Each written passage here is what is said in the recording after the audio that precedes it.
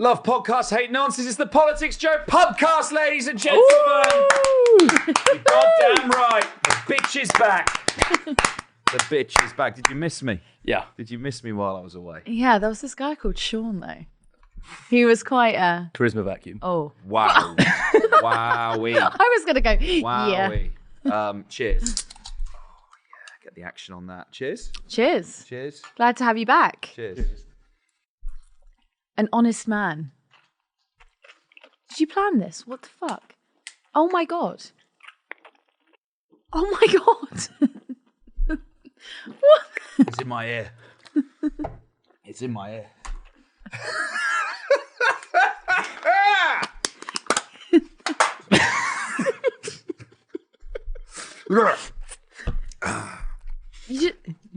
No one briefed me. It's a celebration of my return. Oli Dugmore's back, baby. I'm joined by the golden boy of PoliticsJOE, Ed Campbell. Hello. Wave to the gallery. And, of course, capital J journalist, Ava Santina. How are you, Ava? Great, how are you? Yeah, fantastic. Are you feeling honest? Yeah? Oh, I'm an honest man. Yes. I see. Yeah, to impugn my motives as a journalist. Yeah, I do feel honest. I feel great. I feel rejuvenated. I'm glad to be back in my place of work with two colleagues that I deeply respect, but also I feel like I've ascended to a higher spiritual level as a married man. So Quite Puritan of you. Puritan. Yeah. That's me down to a T. Yeah. If Extremely anyone watching me chin a can of gin and tonic just there and it dribble into my ear could be left with no. And over your t-shirt, just Jesus Christ. Can be left with no illusions that I am not I'm a puritanical man. So. We need the ring cam, you know, that they have on red carpets. Have you seen that? No. Like for hand jewelry, they have a smaller camera and they like walk their fingers like that. Drape it over. Yeah. That clunk on the can. Yeah. I'll drape it over there. Heavy. Yeah. Just show it to everyone. It's the Weighty. Weight. It's the weight of the gold on my finger. Yeah. What have you been up to, guys? How have you spent the last 2 weeks? How's it been? good. Oh, it was now I feel like I'm in like an annual review. I'm like, we worked. How do you think it went? We work very hard. I enjoyed the Tom Usher episode. Yes. I enjoyed the Roisin Lanigan episode. Have I missed anyone out? Murray Murray Black Black. didn't like that. No, I did like Murray Black, but then just before we came down to record this, she announced that she was standing down as an MP on a different podcast. So Yeah, but if we I were real wonder- journalists, we would have asked Well, her that. that's Instead of just laughing. so I wonder how good I can describe that podcast as being. But I liked her being on there. So Yeah. maybe in like a GB News-esque type way. Now that she's not going to be an MP, she can come and just replace the token Scott that we've got on at the moment. Yeah, not a bad hell? idea. What will Sean? That's a bad idea. I assume we were talking about Sean. You just can't tell that sense apart. No. Where are you from? Cumbria. Last time I was on, I think the last episode we did was dick pics. Yeah. I think that was the last episode I did. In the intervening period, I did actually, you implored the audience to email me dick pics. I did actually get sent one email. It was titled, the subject line was dick pics, but it was pictures of Dick as in Richard Drax, and someone had made a collage of photos of Richard Drax. Very funny. That's better than like your now wife sending you a photo of yourself. That would be a Yeah, you're right. It is better than that, but that didn't happen. Don't put ideas in anyone's heads. Ed, what have you been working on in the intervening period? A little bit of porn awards? A little bit of porn awards. We mentioned that in passing on a previous episode, but Yeah. you didn't want to talk about it in case anyone else stole your idea. Well, yeah, I think it was that, and also I wanted to give them a tease of what to come. It was at the SNAP Awards, which is the support network for adult professionals. Essentially, like I described it as BAFTAs for shagging in the video. Yeah, just met various consummate adult professionals. There was people who worked for Babe Station, classic porn stars, OnlyFans models, dominatrixes, sexy wrestlers, which is when you pay to have a woman beat you up, essentially. Did you know about that before you went, or was it something that you? I didn't know about it before I went. No. No, I think it was a real learning curve of the adult industry. My favourite character was a man called Irish Bull. Yes. Who explains that he was called Irish Bull because he's Irish and has a cock like a bull. Yep. He was great. He was he was actually quite interesting. It was what I actually quite liked about it is everyone. You have an idea of what people who work in the adult industry are like, and then you meet these people, and you just have the most, well, to a certain extent, the mundane off-camera chatter about like, did you come from far? Like, oh yeah, Did you come from far? Did you say yeah. that to anyone? I don't think I did. Yeah, standing on the other side of the room, and she took it like a champ.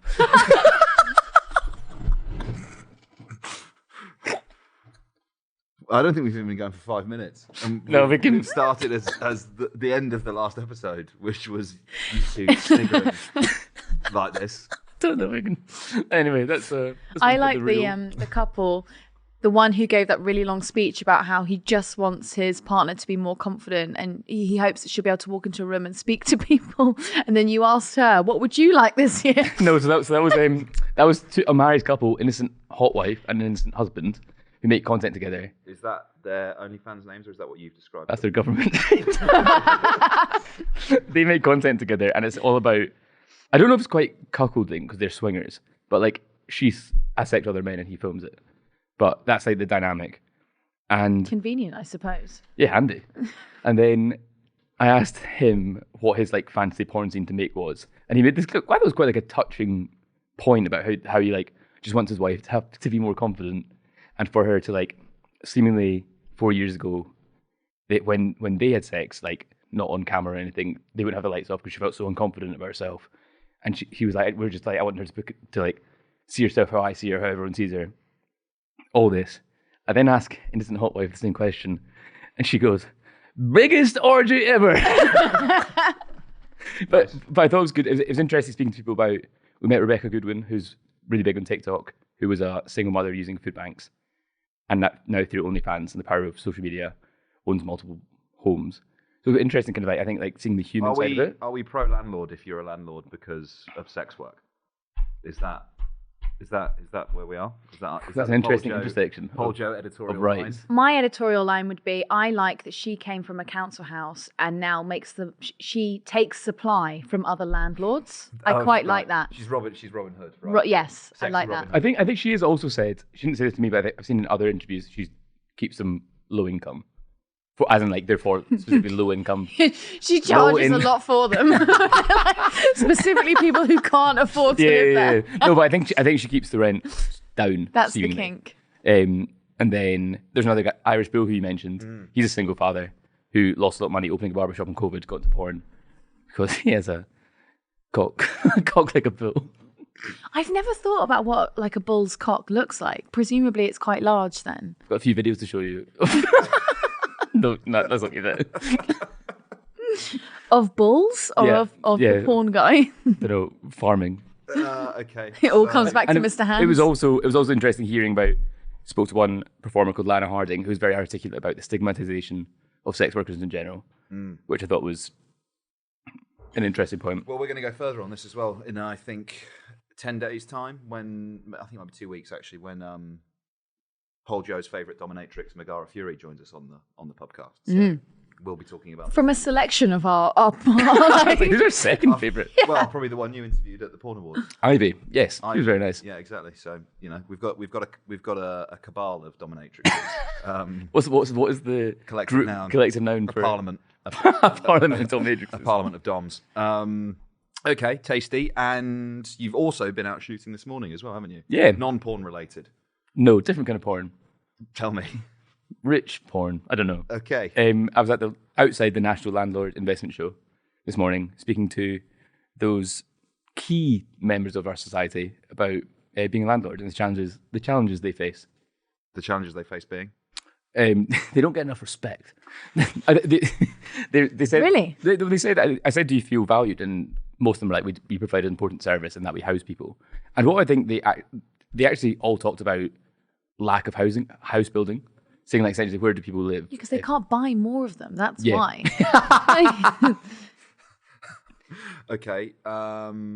Interesting. So are we you on side with the landlords? No, I thought it was interesting. One guy we spoke to, so I spoke to a fair few, and only one guy talked about the ethical dilemmas of being a landlord. He said landlords aren't doing a good enough job.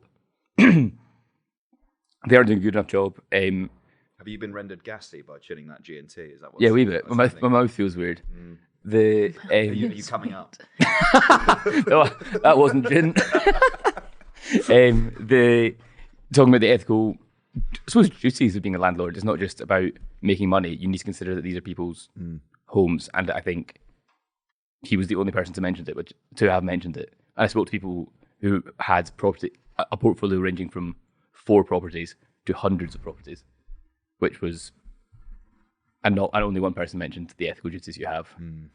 I don't want to retread it too much because I know you spoke about it on a previous episode, didn't you? So, but it's been a big topic in Westminster, hasn't it, over the last few weeks? This sort of like mortgage bomb and housing supply. So yeah, but Labour have taken the right action on it because Labour are going to protect the landlords, which is exactly what I suppose we hoped they would do. You're goddamn right. That's the right thing. Key member of the working class. Unionised landlords. Unionise the landlords. Victory to the landlords. Okay, perfect. Well, lovely to catch up with you both. Should we talk about things that we're meant to talk about? No. Should we move on? Should we talk a little bit about TalkTV and GB News? They're getting investigated. I mean, I'm surprised often actually at the extent of these investigations because Ofcom.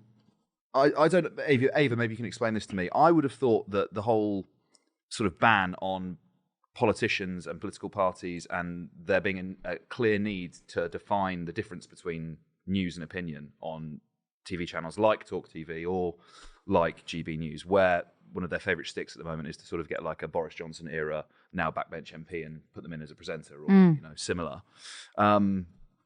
And far from being inundated with sort of Ofcom investigations and complaints, they're actually pretty few and far between. But 2 have now been opened. Yeah. 1 into GB News and 1 into TalkTV. So tell me what's going on there. Well, the important thing to remember is that Ofcom only open a complaints issue when there has been a complaint. So someone has to be watching it to then complain about it. And that was a slight on GB News. Take that! Only. Yeah, this is definitely not TalkTV. You can see Ava on TalkTV most nights. When's your next appearance? I'll be on there tonight. Wonderful. Holding up the good one. We can see if we can rush this out before you appear in time for them to see it. Sorry, carry on. Please. Okay, so that's important. So that first thing, and the second thing is that the parameters of news programming have changed according to Ofcom. So what they're saying is that there's sort of like the break between, or the difference between a straight news program and a current affairs program. The line has now become too blurred, and those rules are under review. But the big issue is that when politicians take on a news program, they've got bulletins in there that are delivered by an impartial newsreader. And what the issue that GB News and TalkTV has strayed into here is that the politician has been delivering the news bulletin. That sounds really mundane and a bit silly, but it basically means that if Jacob Rees-Mogg is crossing live to a reporter or he is breaking news about the SNP, that is a breach of Ofcom because that's when it becomes impartial.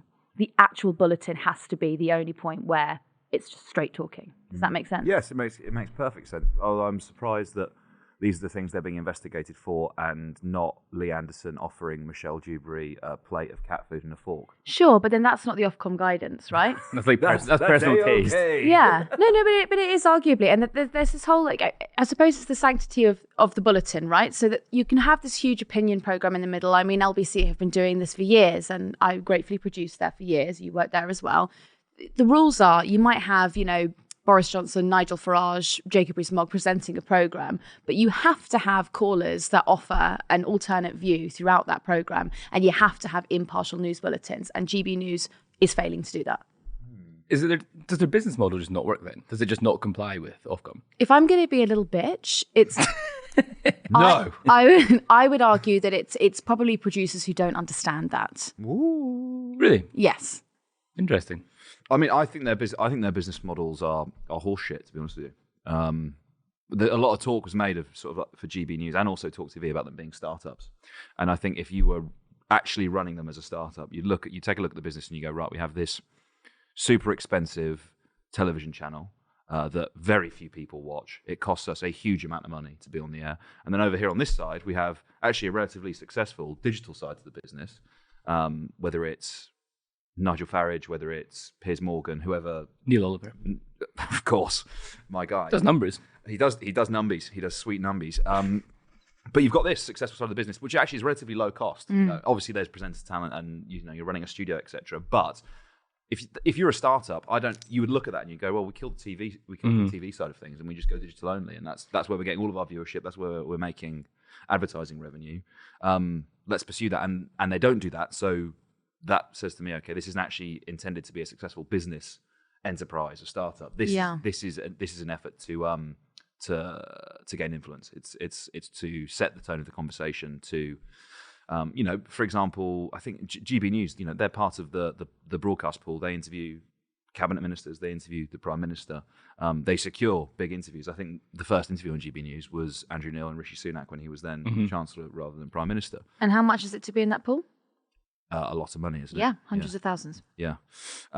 So I don't think you can look at them and say, oh, this is a business enterprise, because it costs a lot of money. I think GB News is rocking a pretty hard loss.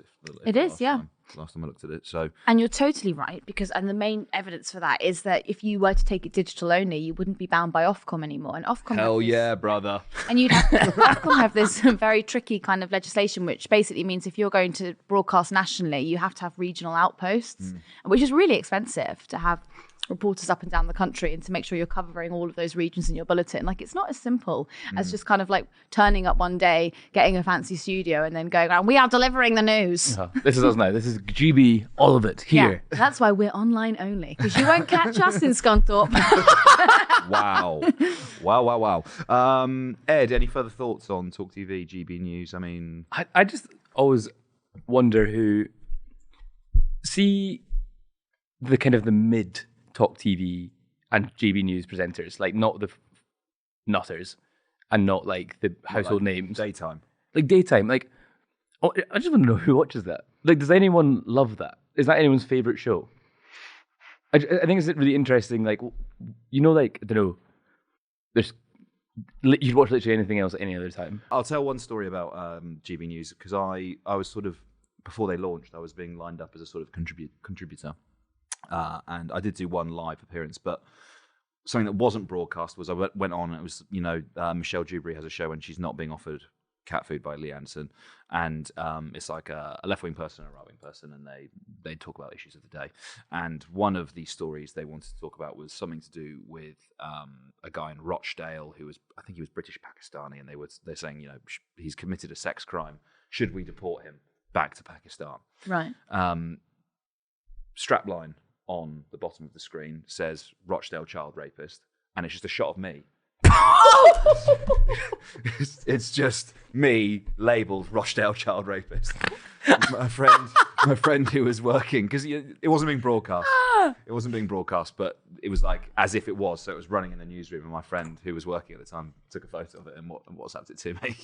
I love them like going through the notes afterwards of like what went wrong, and it was like, oh yeah, outing panelists. Yeah, incorrectly labelling panelists. So yeah, I did it. Contempt of court. I did it. Yeah, well, the charges have not been proven. Again, though, would people? Because it's like some of the assistant producers that I worked with went on to become GB News presenters, and I remember one specifically that I very politely let go because twice she put on people who were either in a jury or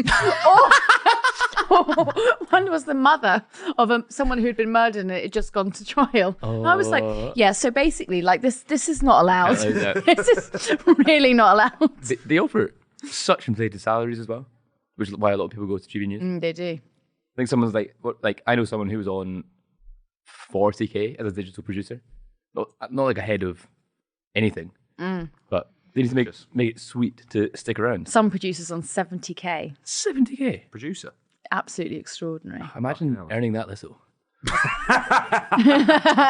Couldn't be me. Any more on TalkTV and GB News? If you're hiring. Please email ed@joe.co.uk. Cool, okay, well, that's 6-figure offers only. Baby. Big money moves. New Conservatives? Yeah. There's a new Tory group in town. Rock on, baby. Love it. To the moon, diamond hands. There's 25 of these Tories. The group is called the New Conservatives, mostly made up of 2019 intake MPs, but a few 2017ers, red wall types. I believe it's an amalgamation of both the Common Sense group of Conservatives, which you can basically take to mean anti-woke, and I think also the NatCons. I think there's a few NatCons, but presumably because of the whole NatC thing, they've rebranded and gone new cons, Neoconservative. new Cs, Nukes. nukes. The It nukes. kind of reminds me of like when the ERG was like, came back to prominence. Well, I think it feels like they're all sort of walking around in the desert trying to find something like the ERG. To impose their influence on. Well, if they had any common sense. Oh, very good. Oh. Very well. Miriam Cates, who's one of these. Well, it's her and Danny participants. Kruger, isn't it? Yeah. Yeah. Well, there's quite a few Tory MPs who think that she will be Tory leader in not so long. Bollocks. Yeah. Really? There's quite a good, strong. She's got some good backing. I mean, I don't know if you remember her appearance during the NatCon conference. I mean, it's burned into my brain. Oh, yeah. Mothers. She did. She stood up and she said that women should be mothers, which is really good for a Tory MP to be saying, because that really inspires me to kill myself. Fucking hell. Okay. So Kruger, Kate. Who else have we got here? Tom Hunt, Gullis. God, this is a real fucking murderer's row of dickheads, isn't it? But can we please talk about Lee Anderson and the drama that unfolded with Lee Anderson? Tell me. So Rishi Sunak was about to unveil like a big new pledge. I think it might have been he was doing a migration conference or something like that. Correct me. I think it was migration. Anyway, so many press conferences. Where to begin? Lee Anderson then announced that he was going to do this new Conservatives thing, and then like the party phoned him being like, you are the deputy chair of the party. You can't form a faction. Like, that's just not how this You're actually goes. part of the establishment. And so then, like, basically, the majority of this press conference, like when it turned to the journalists, was kind of like this weird tussle of being like, yeah, but is Lee Anderson in this group or is he not? They're like, well, he attends the meetings. But he doesn't officially endorse anything, was the line, wasn't it? And it's just interesting because for a group that is allegedly so straight talking, there's a hell of a lot of like, backwards and winding here. It's also just such bollocks, but like, we are anti-establishment. You are the establishment. You've been in power for 13 years. That's the most establishment. If you're the government of the United Kingdom, that's the most establishment you can be. See, that's where you're wrong. Why? Because it's the blob, clearly, isn't it? The blob is the establishment. It's the blob. Just such Which, bollocks. by the way, is definitely... We talked about this before, but no, we talked about it with Red Wave. Why is every insurgent group somehow a reference to like a woman's menstrual cycle? I don't understand it. Why do you both look away shocked? Sorry, new Because they're called the Conservatives. New Conservatives. But no. What does that blob. have to do? Oh. Have you never heard that? You've never heard like, oh, she's on the blob. No, I have heard that. Get the painters round group or something like that. What that phrase is. But who's coming up with all of this? What's the point of them? What do they want? Fucking attention. You've cut right to the heart of it there, haven't you? Yeah, gimps want attention. Yeah. That's it. You've cut them down. I get with all of these. It's embarrassing. Well, with you saying, they are the establishment. That's kind of the thing for me with every single one. Whether it's the Nat cons, whether it's these new cons, whether it was the Liz Truss cons or any other derivation of the cons. The King Kongs. Well, exactly. That actually would be a better branding exercise for them. They should look. We are into King that. Kong. Yeah, big Charlie We're heads. pro-enormous ape fighting. Oh, I was going more for dinosaurs. the King Charles, but yeah, it could be King Kong. But look, I think, like you said, you've been in power for so long. Oh, just You can't grow up. Does it not compute that when you stand up and say things are going in the wrong direction, like surely this is just a huge own goal, not only for the Labour Party, who I'm sure are clipping up and quoting every single one of these things to put on election leaflets when it comes to a general election, the public who are not idiots and know that your party has been in power for the last 13 years and that when you complain about how things are going, you are literally one of the... How many MPs have they got now? What, like 375 or something? MPs who actually has the power to change some of this stuff. In Lee Anderson's case, you are the deputy chairman of the Conservative Party. Yeah. You should do... Great, Lee. Yeah, let's say you agree. Great, Lee. Glad to hear you're talking. How about you do something about it then? Yeah. Do you think what they actually are railing against is the fact they became MPs to implement their ideas, and their ideas are too fringe and nuts that the Conservative Party mechanism have gone like, whoa, hold your horses, big guy, and they've been like, well, the establishment doesn't like this. That's like when Alex Salmond was standing in to do this program, right? And then he basically done these big trails being like, I'm going to talk about the things that no one else will talk about. And so like he gets in and we're doing the briefing before and he just keeps telling us about this like ship that's in Aberdeen that's like the most important thing that ever happened because they're going to decommission it or something like that. And it was like, Alex, okay, we're going to kind of talk about Brexit today. And he was like, yeah, but there's this fishing ship in Aberdeen. It's like, that's to your point. When we let politicians actually talk about what they want to talk about, it's a ship in Aberdeen. Even if that destroys the Aberdeen fishing community. Yeah. Nice one, Ava. Great. It kind of reminds me of Sajid Javid as well today. Did you see that? He's come out, yesterday he came out against the NHS and he was like, no one will actually talk about reform. No one actually will fund it properly. No one will work on it. And it's like, you were the health secretary. And Chancellor. Yeah. Oh, yeah. Was that for a relatively short period? No. No, it was just before Rishi. It was just before Rishi, because he lost that power struggle with Cummings, didn't he? Yes, about his ads. Yeah, I mean, look, I'm looking at the detail of this new con group now. 12-point plan to achieve reducing immigration includes a call to scrap health and care visas, launched to fill gaps in the health and social care sector with overseas workers. So that would make the recruitment crisis in the care sector even worse because unable to fill these jobs, we're hiring people from abroad. That's what's happening there, right? So they want to scrap that. So there was a really ugly line going around that was briefed out anonymously that basically said, like, do you want your grandparents being looked after by a non-white doctor? Stop it. And I was looking into it and it was genuinely like a source close to the group says. Jesus. I was like, they can't have possibly briefed that out. That's absolutely not. I can put it past them. Oof. So anyway, it looks like wokeism has claimed another victim, and it's the new cons. Do you think we'll ever talk about these people again? Do you think they'll do anything? How many of them are standing down? No, because they're all 2019. So Well, they're not voting yet, are they? They'll lose their seats. Yeah.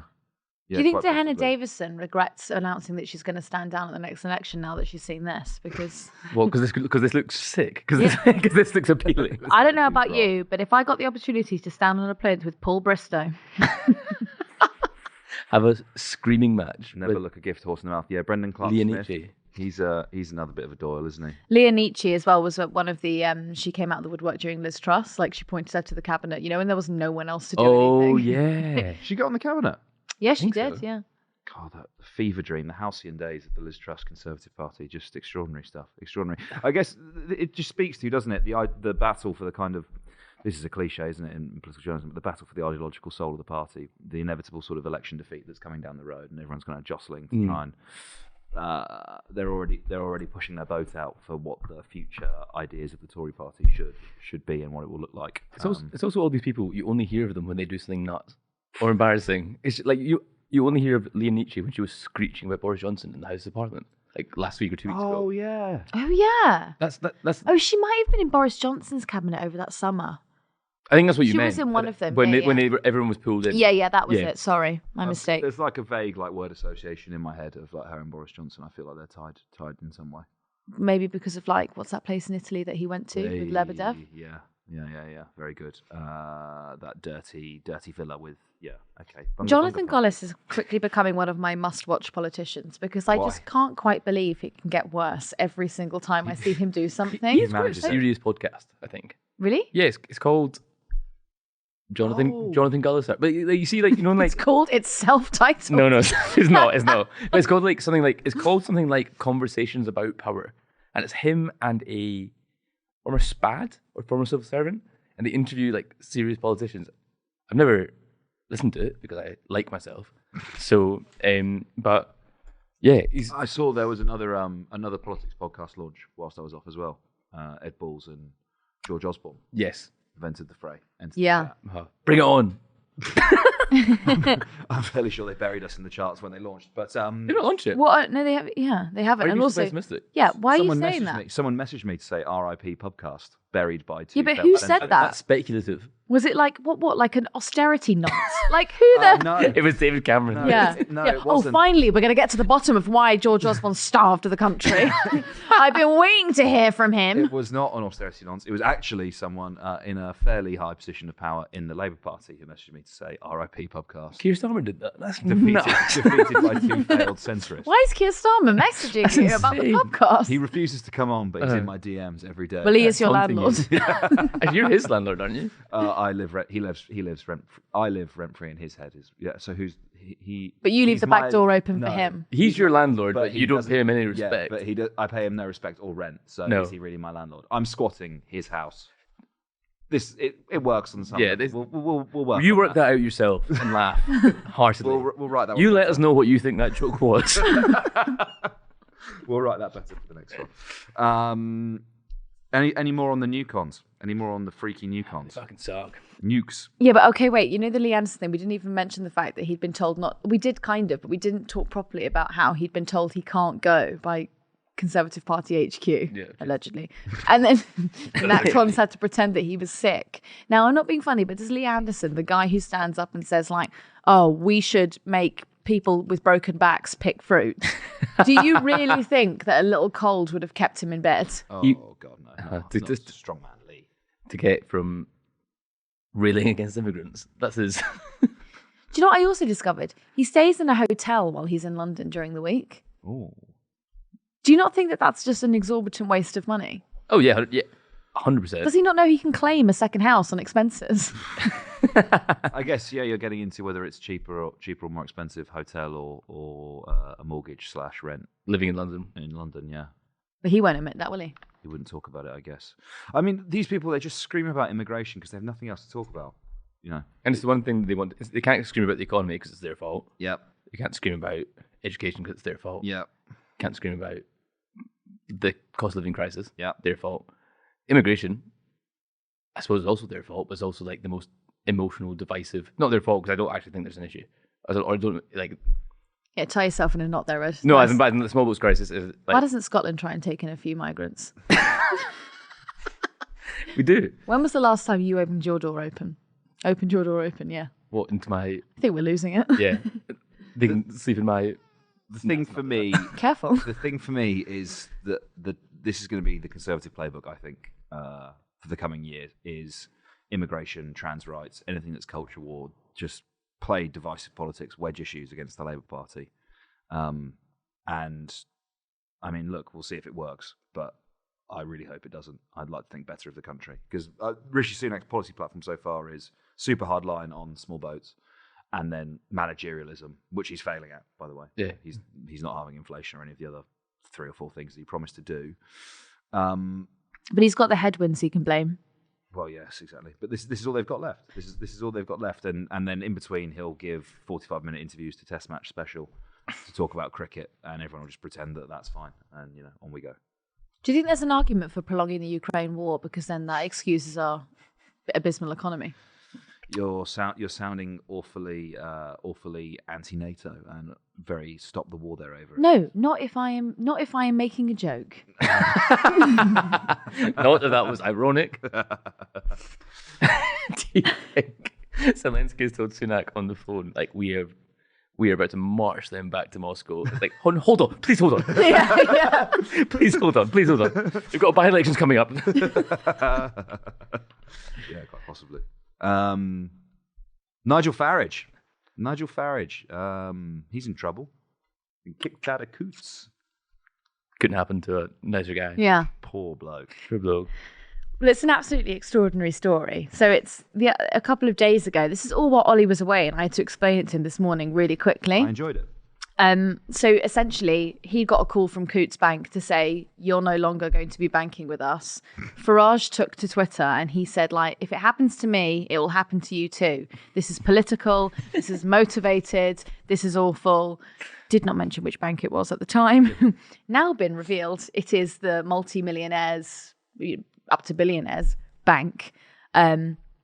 And they've released a statement. Yes, they've released a statement saying he either doesn't have £1 million in investments or £3 million in savings, which is required to have a bank there. What he's actually done in that tweet is actually just quite accurately spell out their business model. Being like, if it happened to me who doesn't have £1 million, it could happen to you who doesn't have £1 million. You're just not allowed to bank with Coutts. You, the everyman, will not be allowed to bank with Coutts. People banging down the doors. Trying Have to you get seen in the current explanation account. video today as well? It's just before we came down I here. saw a video just before I came down of him there's a swimming pool in the background. Bingo. Wearing a crazy outfit. Again, man of the people. Yeah. And he's like, I can no longer bank with Coutts. I've been offered a Nat West account, which is true. For shame. You pigs. Nigel said, the establishment are trying to force me out of the UK by closing my bank accounts. This is serious political persecution at the very highest level of our system. But 9 other banks rejected him, according to him, in statements he's put on Twitter. So, question: how low is his funds that he can't even get like a Barclays saver? They won't accept him transferring his overdraft across from Coutts to Barclays. They normally like an overdraft as well. I'm sure they do. It's interest, isn't it? Interesting stories at the moment as well about interest rates and how the banks are jacking them up on mortgage holders, but not increasing them for savers at the same rate. But let's not get derailed into boring financial conversations. Let's not talk about something real. Let's stick. That's another podcast. That's George Osborne and Ed Balls for you. Go fucking listen to that shit somewhere else. No, Nige. No, I mean, look, if you just call him Nige. Yeah. Why would you not call him Nige? You don't know him. I do know him. I work with him at LBC. Yeah, but to call him Nige. Do you call him Nige? Don't look at me. I didn't partake in that. Calling people by their name. Would you call Putin Vlad? Yeah, if you worked obviously. for them at LBC. No, I call him the Impaler. No. I call him the bull. No, I don't know whether I ever called him Nige to his face, but I think you refer to him as Nige. Yeah, talking about him. Never heard anyone do that before. So that was why I was surprised. Big Nige. Yeah. Anyway, Daddy. if Daddy has been unable to open bank accounts with 9 British banks, that is a problem. Like, I do have a problem with that. You know, you can't be just denied access to the financial system of this country because you're right wing or because you have odious politics. But I just don't trust him or believe that that's the case. So I would not want to go from Coutts to NatWest. Like, it just doesn't have the same kind of like rate. But the card looks so much better. Yeah, well. Too symbolic. Of course it does. Well, I don't know. You know, what is a Coutts card? I don't have a Coutts card. I know someone who has a Coutts card. It looks almost metallic, shimmering. Look at us Like a listening so Revolut intently. card. Like, Yes. tell us what the card Yes. looks like. And one day these riches could be yours. That's why I'm still here, unpaid. I think the only card I ever coveted was when I was a student, and Ed Sheeran and Example did a song about Nando. Nando Skank. The Nando Skank. When everyone first heard of Ed Sheeran. Yeah. Not me, because I was a true head of the scene. What scene? The Ed Sheeran scene. The Ipswich scene. No, I saw him at the HMV Institute in Birmingham. Very early doors. Small venue. It was very good. Anyway, in the Nando Skank, I found out about the Nando's Black Card, Oh, fuck yeah. which I believe entitles the holder to free Nando's wherever, whenever, For life. come as you like for life. And that's the only card I've ever coveted. I'm going to up you. My boyfriend has a Pizza Express gold ring. Excuse me. Which I did not know was a thing. Freemason. Yeah. You walk in, do the pizza, Genuinely like do the a pizza ring. handshake. It's like a ring with a pizza on it. Like, No. which I'm No. not joking, to the No. point that one day, like early when we were dating early on, I was like, oh, I could actually just really eat Pizza Express. We were like really hungry. I like a Pizza Express, okay? Yeah, don't knock it. I'm not joking. What's your order? Like a Leggera, the Venezia one. Oh, it's absolutely stunning. Lovely. Yeah, anyway. Yes, we're dating early on. He reaches into his bag, the bag that he had with him at the time. He's like, I haven't used this in years, but it might still work. And it's the Pizza Express ring. I like how he just Carries had it with around Oh, with it him. never leaves his person. No. Always carrying, always packing heat. Yeah. What's your Pizza Express order? When was the last time you went? A few years ago, it actually used to be an ex-girlfriend's favourite restaurant. Me. why That she's was when like- we started. Which is quite damning. I suppose the thing were, like she said that when she would have been 20. So I suppose God, I thought you were going to say 12. What? no. I used to cane Pizza Express as a student. Did you? Yeah, Fiorentina with Oh, with the yes, egg, actually. the egg in the middle. Oh no, actually no, not that. I'd get chicken on it as well. That sounds rank. I knew that because where did we go? Pizza Union when I first met you and you ordered that. I was like, Jesus Christ, if he wasn't my boss, I'd tell him how fucking weird that is. He is a Philistine, yeah. But I do what I want. There's a really spicy one with like chilies and Probably called it the Avila, I imagine. yeah, it's almost definitely called that. And the dough balls are tasty as well, Yeah. famously. Pizza Express, if you'd like to sponsor this podcast, Or please do Nando's. get in touch. Or Yeah. Coutts. Yeah. Oh, big money Yeah. moves. Could you imagine that? Uh, They'd have to give us all accounts, which would mean they'd have to give us all £1 million. No, but in investments or borrowing. So what we could do is rack up £1 million worth of debt, and then we could take that to Coutts and say, do you want it? Ava's launching a financial advice spin-off podcast coming soon. Leverage yourself with £1 million of debt and then try and sell it to Coutts. Hey, pigs, see, welcome. see, when I was like 18 and we all left school and we all went to uni, one of my friends really earnestly was showing someone all the overdrafts he had. And he was like, no, it's fine. I just pay off with this one. I just keep opening accounts. So I think he was in thousands of pounds of debt. I was like, You're right. he's all right. He's all right now. He's makes good money now. I don't really know how that was resolved, but I know a lad who would just max out credit cards and not pay them back. What? Yeah. And now lives somewhere, won't say where, on the Chinese border. No. Like border with where? Good question. Russia? I think no. That would narrow it down. Yeah. It gives the border away. I'll give it away. No, it's somewhere in Southeast Asia. He lives on the non-Chinese side of a border, but he feels the need to be close to the border to escape wherever he is. Thailand. Hundreds of thousands of pounds in debt. Can't return. What to, did he buy? Like anything and everything, just like That's vendors, crazy. watches, cars, and then fled. Cars? Yeah, fled. Yeah. You can buy a car on a credit. Well, I've never even thought about that. Can you do that? I don't think it was like ginormous financial fraud. It wasn't just Oh, credit. Oh, card. right. It was like all sorts. I said, well, I can't But yeah, find can't that quite return. hot. Well, it's very like Leonardo DiCaprio in Catch Me If You Can. Yeah, maybe that's what I'm thinking. However, he can't like return to the Western world. So Western world. it's like if you want to see him, you must fly to Southeast Asia. He's the only one who still exists in a world where there's an iron curtain and it's of his own making. It just surrounds him. Yeah. He can't go anywhere else. What I think this little segment about Nigel, I think we could call it Farage against the machine. It's not your own joke, Ollie. Well, it says the establishment on the sheet. Yeah, I but think the machine's better. Who wrote Obviously, Laura this? wrote it. Or was he Laura? Well, I think it's funnier with Farage against the establishment, personally. Yeah, Laura's joke's better than yours, Yeah. I'm afraid. Well, it's going to be Farage against the machine. So thank you very much for asking. Any more? Anything else you want to? Any little morsels, any little tidbits you want to drop in and talk about? I mean, after we've done our favourite pizzas at Pizza Express, I suggest that maybe we've run out of talking points in this podcast. But who knows?